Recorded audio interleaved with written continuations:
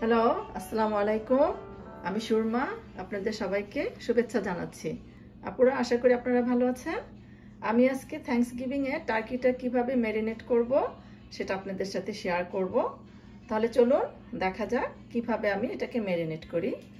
প্রথমে আমি টার্কিটাকে কিনে এটাকে ভালো করে ক্লিন করে তারপর এটাকে এখন একটা ফর্ক দিয়ে আপনার অন্য যে কোনো জিনিস দিয়ে এটাকে একটু কেচে নেবেন। তারপর এটাকে লবণ পানিতে, বেশি করে লবণ পানিতে এটাকে 5-6 ঘন্টা আমরা এটাকে ভিজিয়ে রাখবো। তারপর এটাকে আমরা ম্যারিনেট করব। ম্যারিনেট করার সময় আপনাদেরকে দেখিয়ে দিব আমি কি কি ইনগ্রেডিয়েন্টস ইউজ করব। ওকে আপুরা, এখন এটার মধ্যে আমি লবণ ছিটিয়ে দিচ্ছি। আপনারা বেশি পরিমাণে লবণ দিয়ে এটাকে ভালো করে মেখে নেবেন। দেখতে পাচ্ছেন আমি লবণ মাখাচ্ছি। এই লবণটা বেশি করে দিয়ে এটাকে মাখিয়ে 5-6 ঘন্টা আমরা এটাকে রেস্টে রেখে দিব। এভাবে মেখে মেখে তারপর আপনাদেরকে বলে দিচ্ছে এই টার্কিটা আমার হচ্ছে ভাইয়ের বউ এটা আলবানি থেকে নিয়ে আসছে। এটা খুব বড় একটা টার্কি। এই টার্কিটার সাইজ এটা 30 পাউন্ডের মতো এটার ওয়েট। তাহলে আমরা এটাকে যখন এটা বেক করব আপনাদেরকে পুরাটা দেখাবো। তার আগে ম্যারিনেট করার সময় আপনাদের সাথে আমি শেয়ার করব। আপুরা, আমার টার্কি যে আমি ভিজিয়ে রেখেছিলাম 5 আওয়ার্স, এটা এখন আমি বের করে নিয়েছি। এখন আমি এটাকে কিভাবে ম্যারিনেট করব আপনাদের সাথে শেয়ার করব। এখন আমি যে যে ইনগ্রেডিয়েন্টস নিয়েছি সেগুলোকে আমি এখন আপনাদেরকে দেখিয়ে দিচ্ছি। এই তো আমার সব ইনগ্রেডিয়েন্টসগুলো। এখন আমি ইয়োগার্ট, এটা হচ্ছে লেমন জুস, অয়েল, এখানে রেড চিলি পাউডার, এটা হচ্ছে একটা স্পেশাল মেরিনেটের একটা হচ্ছে আমাদের স্পাইস, সাথে সল্ট, এটা হচ্ছে জিরার গুঁড়া, এটা হচ্ছে অরিগেনা, ধনের গুঁড়া, এখানে হচ্ছে গরম মশলা, ব্ল্যাক পেপার আর অয়েল নিয়েছি। এখন আমি সবগুলো ইনগ্রেডিয়েন্টস একটা বোলে নিয়ে এটাকে আমি মিক্স করব। এখন এক এক করে আমি ঢেলে দিচ্ছি।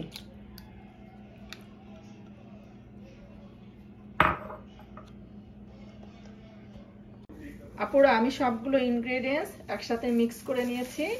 আপনারা আপনাদের পরিমাণ মতো মিক্স করে নেবেন, যে যতটা ঝাল খেতে চান বা স্পাইসি খেতে চান। আমি আমার টার্কির সাইজ বুঝে আমি ইনগ্রেডিয়েন্টসগুলো মিক্স করেছি। এখন এই ইনগ্রেডিয়েন্টসগুলো আমি টার্কিতে ঢুকিয়ে দিব ভিতরে, আর উপরে ব্রাশ করে নেব। প্রথমে আমি ভিতরে কিছু হাত দিয়ে এটাকে আমি মেখে নিব। আপনারা দেখতে পাচ্ছেন আমি মেখে নিচ্ছি ভিতরের সাইডে, যে আপনারা দেখতে পাচ্ছেন। সুন্দর করে আপনারা ভিতরে এটাকে মেখে নেবেন আস্তে আস্তে করে। তারপর ব্রাশ দিয়ে উপরে এটাকে পুরাটাতে আপনারা মাখিয়ে নেবেন। এটা দেখতে পাচ্ছেন। এটা হচ্ছে আপনি প্রথমে আপনি এই যে ইনগ্রেডিয়েন্টসগুলো আপনি যেভাবে স্পাইসি যেভাবে করবেন, টার্কির টেস্ট ওটার উপর ডিপেন্ড করবে। আপনি এখানে স্পাইসিটা কেউ বেশি খেতে চায়, কেউ কম খেতে চায়, আপনারা ওইভাবে এটাকে মিক্স করে নেবেন। তারপর এটা মিক্স করা হয়ে গেলে আমি এটাকে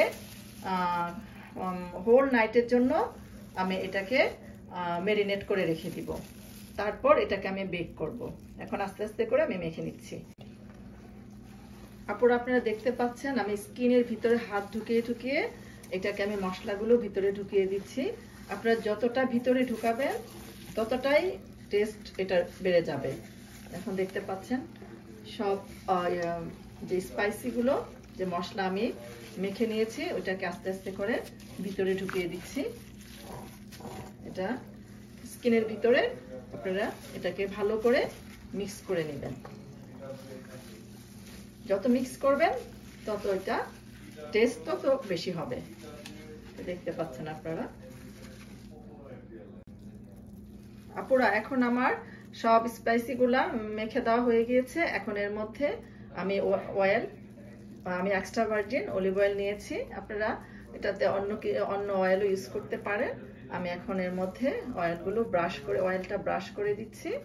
ব্রাশ করার পর আমি এটা হোল নাইট আমি এটা রেখে দিব। তারপর 24 আওয়ার্সের পর আমি এটাকে বেক করব।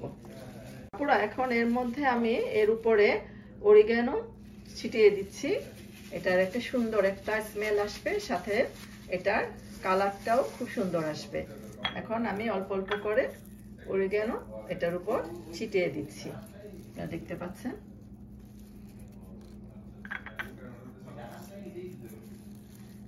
এটা দাওয়াতে এটা স্মেলটা আরো গুড হবে। আপুরা, আমার থ্যাঙ্কসগিভিং এর টার্কি হোল নাইট আমি এটাকে ম্যারিনেট করে রেখেছিলাম। এখন এটাকে আমি বেক করব। এখন বেক করার জন্য যা যা ইনগ্রেডিয়েন্টস আমি ইউজ করব এখন আপনাদেরকে দেখিয়ে দিচ্ছি। এই যে আপনারা দেখতে পাচ্ছেন বড় সাইজের একটা চেডার চিজ, সাথে আমি পটেটো, 2 কালারের পটেটো সুন্দর দেখানোর জন্য আমি হাফ করে কেটে নিয়েছি। এখন আমি হোল যে চিজ এটা আমি টার্কির পেটের মধ্যে ঢুকিয়ে দিচ্ছি। আপনারা দেখতে পাচ্ছেন আমি হোল যে চিজ এটা আমি টার্কিটার পেটে ঢুকিয়ে দিচ্ছি। ওটা এই চিজের জন্য এটা টেস্ট অনেক অনেক বেশি হবে।